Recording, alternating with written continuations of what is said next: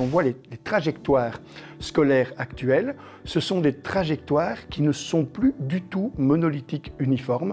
Il suffit de demander à quelqu'un, mais tu as fait quoi comme études? Eh bien maintenant, il faut mettre le S à études. On n'a plus fait un seul parcours, on a cumulé un ensemble de compétences en faisant un parcours évolutif qui durera probablement pour chacun d'entre nous tout au long de sa vie. Absolument aucune porte n'est fermée. Évidemment, on n'a pas pris l'autoroute, on a pris des chemins qui sont parfois un peu détournés, mais on a vu, et moi j'en vois beaucoup à l'université, qui viennent du qualifiant, qui ont pris d'autres chemins puis qui reviennent à un âge parfois différent des autres, à l'université. Donc il faut bien comprendre que le parcours d'acquisition de compétences est un parcours qu'on va tous réaliser maintenant de façon singulière, de façon personnelle, en utilisant le plus possible la dynamique de réussite qui nous invite toujours à apprendre en cours de vie, à la fois pour des raisons de développement personnel, mais aussi pour s'adapter aux réalités du monde professionnel auquel on s'est confronté.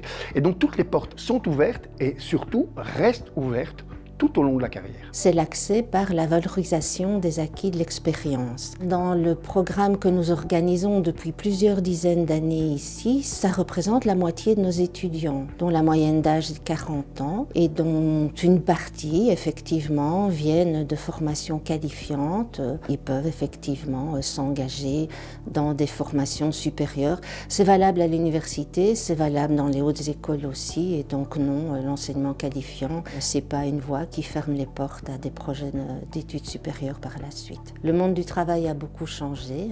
Avant, on avait une séparation nette entre ce qui était le temps de la formation, ensuite le temps du travail et puis le temps de la retraite.